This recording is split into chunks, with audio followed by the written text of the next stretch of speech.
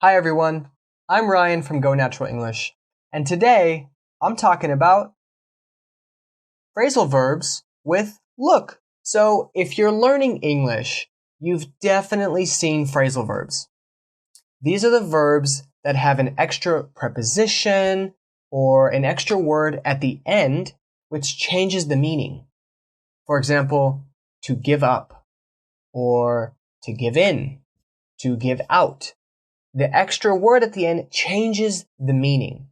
And today, I've put together 10 essential phrasal verbs using look. And I'm combining them with different situations and examples where you would use them in real life.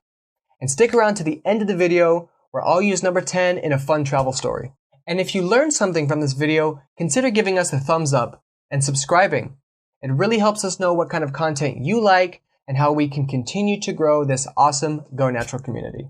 All right, let's get after it. So today's first phrasal verb with look is to look into. To look into something means you research something or investigate it, which is what you're doing right now. You're looking into phrasal verbs with look. One of the most common situations that you'll see this is if you have a complaint or there is a problem and you write an email. The company will say back to you, we will look into that. We will look into your complaint. Another common example of this is if your friend is telling you about a really cool theme park and you love roller coasters. You might say to him, wow, that sounds awesome. I'll look into that. I'll look into that. And that just means that you're curious and interested to know more about it. And I would love to go to an amusement park. Number two. Number two is to look up to. To look up to. Now, obviously, to look up means to look towards the sky. But to look up to means that you admire or you respect somebody. So, I look up to my mom because she is very kind and generous and loving. And I want to be like that. It's also really common to say that you look up to a role model. So if there's somebody that inspires you to be better or to work harder or whatever, then you can say that you look up to them. I play tennis and I look up to Roger Federer because he's an incredible player and he's also a great father. To look up to. So number three, to look after. So to look after something means that you take care of or that you protect something. You look after them. So if your little brother is home from school, maybe you look after him. You can also say this about maybe an elder parent or grandparent who can't support themselves on their own. You can say that you look after your grandparent, your grandma or your grandpa. Another common situation in which you can hear this is when someone says, I look after myself. And depending on how you say it, it has different meaning. If you say it like very soft and gentle, like I look after myself, maybe this implies that you are very independent and humble. But if you say with a dark tone, like I look after myself, then this implies that maybe there was something bad that happened. So just be aware of the difference. Next up is a simple command using look. And it's look out. This is a command, a simple command that is telling somebody to be careful or to watch out. And you can say this if there was something falling from the sky and it might hit them. You would say to them, look out, look out.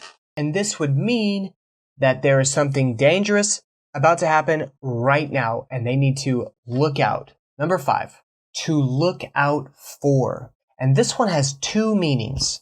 The first one is when you are protecting or keeping something safe. And many times this is used between people. So if there's a big brother and a little brother, the big brother should look out for the little brother. And this means he protects him and keeps him safe and keeps him doing good things. The second meaning would be to be aware of. to watch and find something. So for example, if I was with a team of spies and we had to do a mission, I could say, all right, everyone, look out for lasers. And this would mean that there might be lasers here and you need to see them and make sure that something bad doesn't happen. Number 6, to look down on. This one is a bit harsh, and it would mean that you think somebody or something is inferior or less. If you can imagine, sometimes, people will look at you like this with their nose high. That is like looking down on someone. It means you think you or something is better than something else. So an example of to look down on someone would be if there is a king who's really crazy with power. You can say he looks down on the villagers. He looks down on them. He thinks he is better. There's also, when you grow up in America, there's a normal saying that says, don't look down on anyone. You don't know what they've been through. So maybe someone is doing something bad, but you shouldn't look down on them because you don't know what led to that situation. Next up is to look forward to.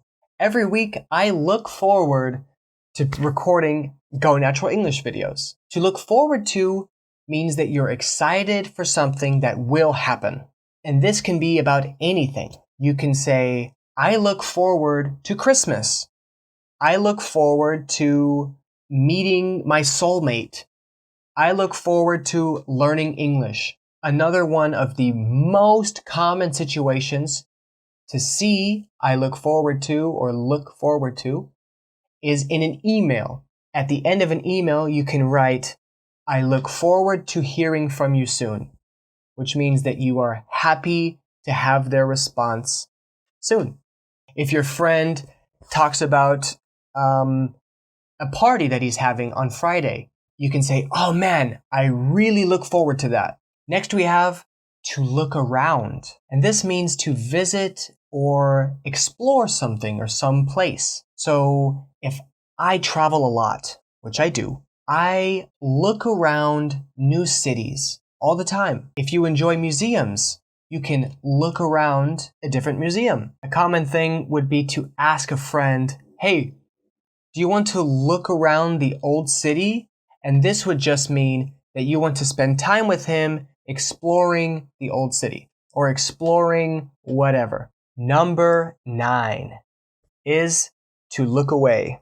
And this one is pretty intense because if you look away from something, it means that it was so upsetting or so emotionally charged that you had to look away. You couldn't stand to see it. Maybe there's a video of hyenas eating a zebra. Maybe you have to look away because it's too difficult to watch.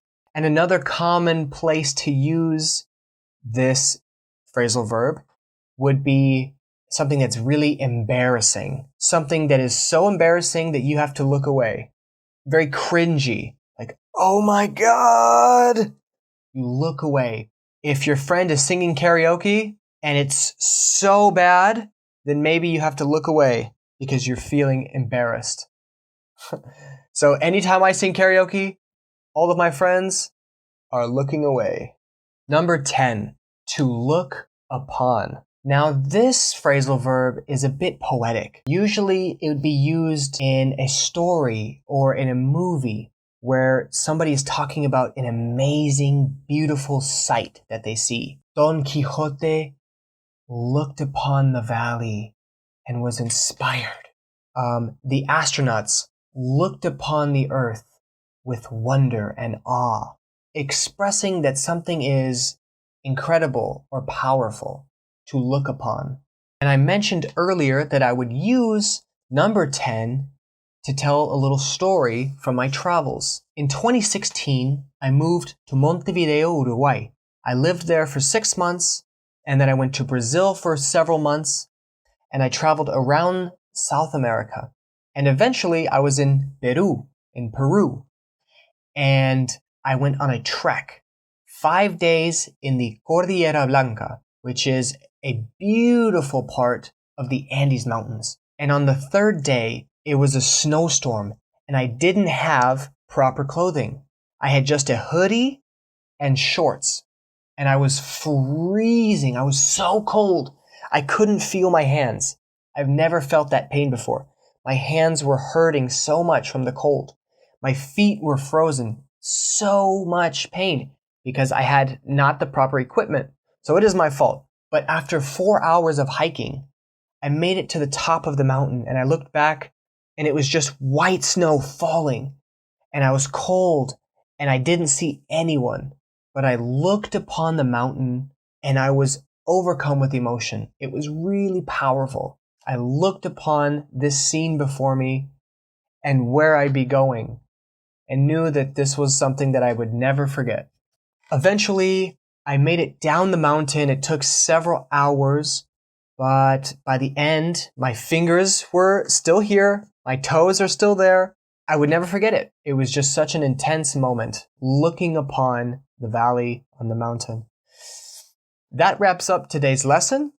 Did you learn any new words? What phrasal verb do you look forward to using? Let me know in the comments down below. And while you're down there, if you want more free English tips, you can sign up for our newsletter, and that link is in the description. So I hope you enjoyed today's lesson. I definitely did. If you want to continue on your English journey today, you can check out one of our other videos. And until then, I'm Ryan. This is Go Natural English, and I'll see you next time. Ciao!